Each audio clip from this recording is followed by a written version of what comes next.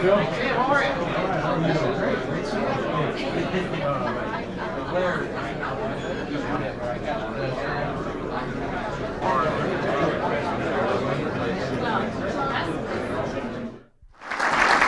you for the welcome.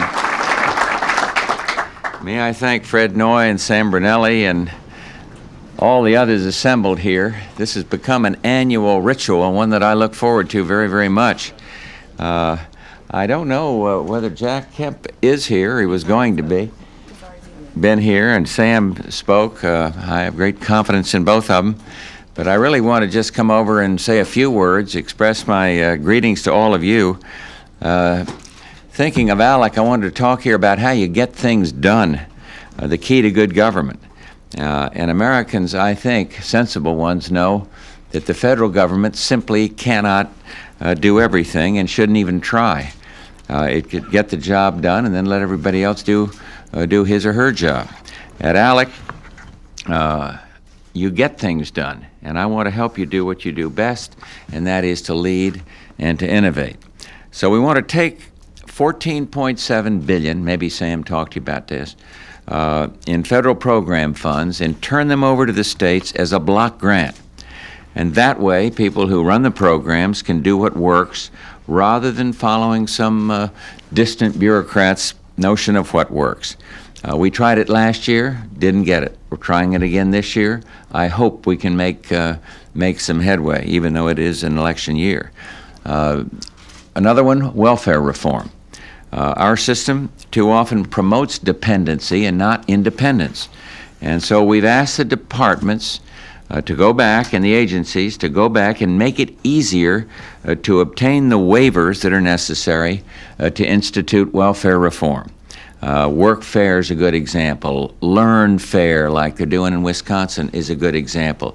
And the states are innovating. It is their responsibility, and we are trying to give them the support through waivers. So I would suggest where you see hang-ups on it, let us know, because we are trying to see that there is not bureaucratic opposition to moving forward with these flexible approaches that require waivers. These reforms create actually the most important ingredients for success, and that is personal power and personal responsibility. We're getting more money to states for the important things, programs that work. We've increased spending on education, on Head Start, conservation fund grants, and I'm sure Sam mentioned this, transportation. And don't think for a minute that we measure progress simply in terms of dollars. We do not. We measure it by results, and we fund these programs because they work. Head Start is a part of one of our helps us achieve our 6 educational goals. Kids starting school ready to learn. And this year we funded it so that every 4-year-old will have that opportunity. So we're moving forward on what we feel works. Jack's program that I'm supporting him on and been trying to get through Congress, the HOPE program, H-O-P-E, enabling low-income families to own homes. And I like HOPE for a simple reason. It is a sensible program. It makes good sense. And when you own a home, I think we all understand, you own a piece of the community. And you have a dignity and a self-respect that simply cannot be equaled in any other way. You all look at the world differently. You have an interest in improving your assets, and you have an interest in safer, cleaner, better communities. And let me simply say, HOPE works. And this pork barrel spending, there was an amazing article on that in the paper today, doesn't. And we've asked Congress to totally eliminate 246 programs. All of them have noble titles. All of them have wonderful titles, and all of them have sponsors in Congress, but they are not needed, and we are in tough financial times. And so we're trying to get rid of 246 of them and put the money where it gets results. And at the same time, we've asked Congress to take a few steps to bolster confidence in government and to strengthen the economy. We need real tools to cut spending, and I want that line item veto. We're going to keep on pressing for it. We have in signing statements, I have said that we just are not going to accept some of the language, and so far that's gone on through in the bills that I've signed. But we want a line item veto, and again, I'm going to take the case to the people for this in the fall. I want a balanced budget amendment. We couldn't do it overnight, obviously, but if we got it, it would discipline not just the executive branch, but it would discipline the United States Congress, which appropriates every dime and tells us how to spend every single dime. We've got to cut the deficit without raising taxes, and if that takes an amendment, let's get the amendment and get the job done. Secondly, I want Congress to stop passing these unfunded mandates. If there is one thing we hear the most about from states, from governors or state reps or state senators, it is unfunded mandates. And a federal mandate is a promise that's made up there on Capitol Hill and then paid for back on Main Street. But the subcommittee chairmen up there have not changed their thinking at all. One program after another is mandated and thus a big burden placed on the states.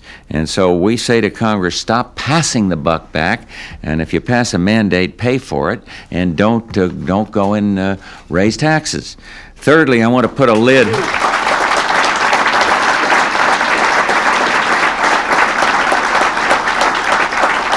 Third, I want to put a lid on nuisance lawsuits. You know, the law should foster progress, not hinder it. And when fathers stop coaching Little League because they fear lawsuits, there's something wrong.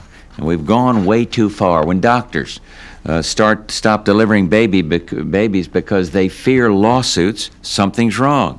And when people stop volunteering to help other people because they fear ambulance-chasing lawyers, something is wrong. And the madness must stop. And we have legislation up there in the Congress sitting dormant. And here's one where we can take the case to the American people in the fall. It transcends party lines. It transcends ideology, liberal, conservative. It just does not make sense to have so many of these lawsuits settle in such an outrageous fashion. So we are going to take that case clearly and loudly to the American people this fall. The madness has got to stop. We've drafted a model act to help people engage in voluntary service without fear of unfair suits. And I hope your states will use this model to draft your own tort reform laws. Alabama, as Perry was telling me and reminding me, because I've known it, put together such a statute, got it passed in less than 4 months. Perry Hooper, where is he? He was here right a minute ago, right over here, sponsored the legislation, and we're very proud of what he's done. It's a model for other states, and it makes me redouble our efforts here to get something done on the federal level. I've asked Congress to act upon our Access to Justice Act, which encourages people to seek alternatives to court. And it used to be a joke. You'd get upset and someone would say, don't make a federal case out of it. Now the joke's on us, and we've got to turn that around. People still turn small squabbles into lawsuits, and they sit in courtrooms listening to lawyers bicker about problems that should have been solved some way over a cup of coffee at home, maybe. The Access to Justice Act, and I urge you to take a look at it, provides alternatives and puts an end to this madness. And I'd like to challenge you to pass your own access to justice reforms, lead the way, and then I think that will send a powerful message to the United States Congress. The Council on Competitiveness here, under the able leadership of Vice President Dan Quayle, has prepared 2 model state statutes which are outlined for you in the packets that I'm told you were given today. Take it home and think it over and craft your own anti-litigation laws. And wouldn't it be nice to create a law that results in fewer lawsuits? Sounds like...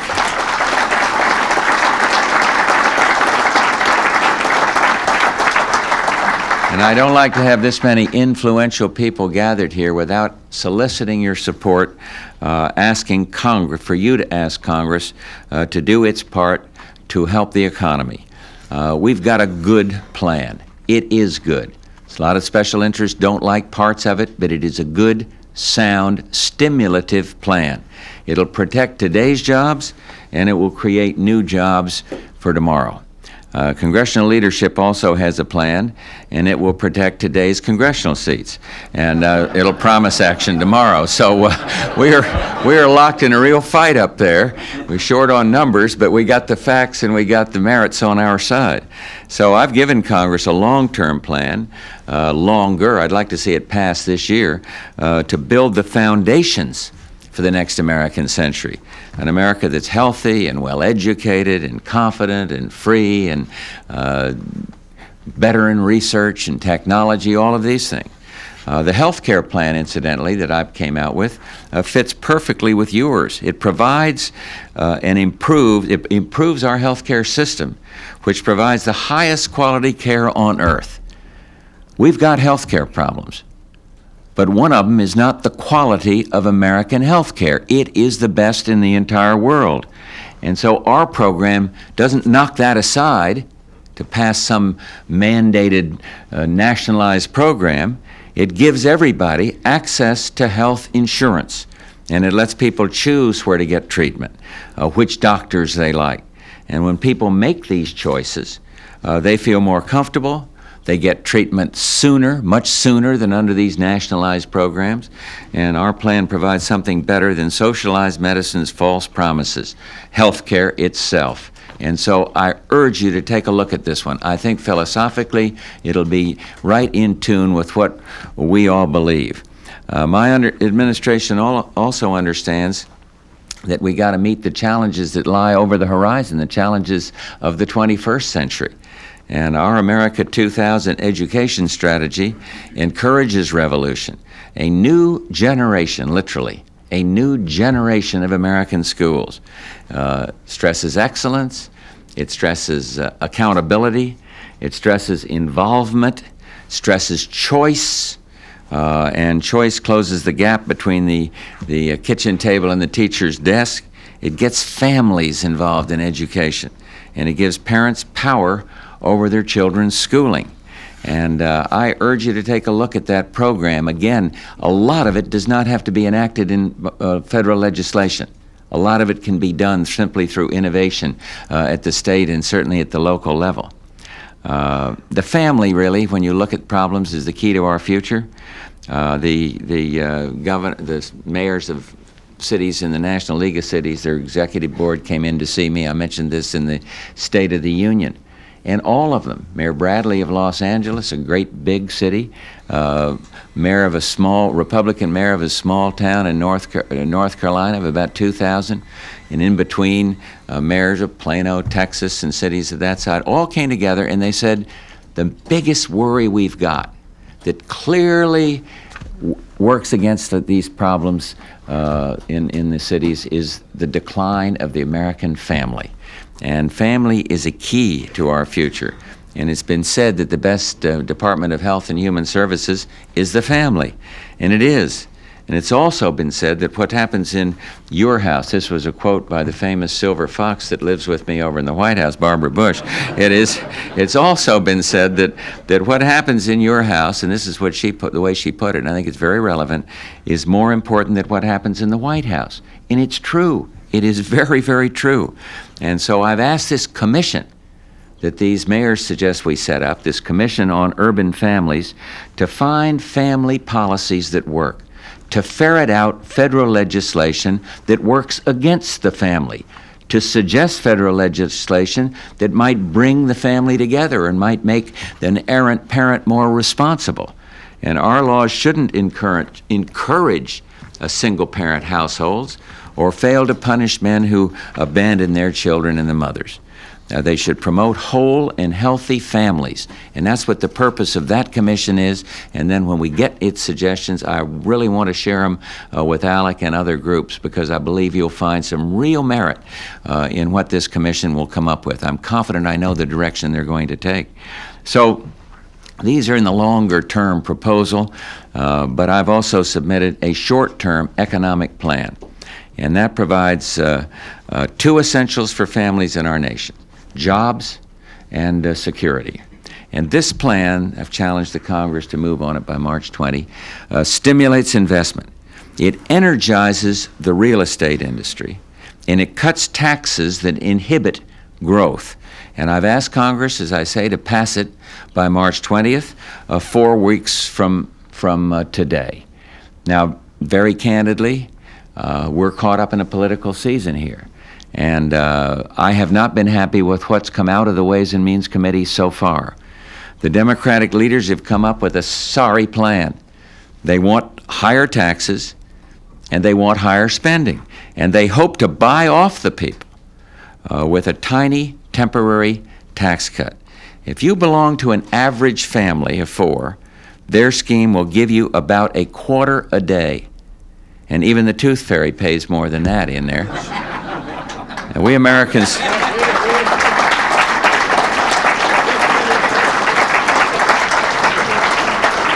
We want a large and expanding economy that offers new options and challenges, and that holds the promise of job security and employment opportunity. And frankly, I think the country has a reason to join me in being tired of the games being played. For 3 straight years, we've tried to get a capital gains tax reduction. It would stimulate jobs. And all the people that control Congress do say, well, it's a tax stop for the rich. This is a break for the rich. It isn't. When the Steiger Amendment was passed in '78, new businesses were created, new jobs were created, and have the same effect now.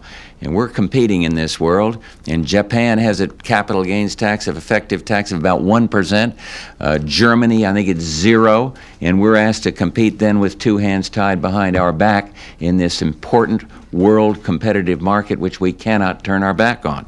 And so we're going to keep fighting for these things that stimulate this economy and get it moving. It is my conviction that if our first-time home buyer credit is passed, and if our incentive through rapid depreciation is passed, and if our capital gains cut is passed, these are 3 of our 7 points in this short-time program, it would send a signal of confidence to this economy. You don't have to see the effect of it when tax time rolls around. It'll give a stimulation of confidence to the small business guy that might just say, I'm going to take a chance. I'm going to open a business here. And so we really need help now trying to encourage the Congress to pass this program by March 20th. It holds the promise...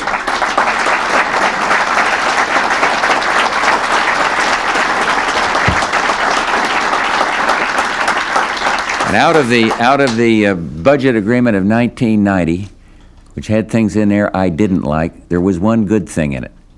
There were a couple of things that were pretty good, but there was one good thing in it. For the first time in history, we put caps, meaningful caps, on discretionary federal spending.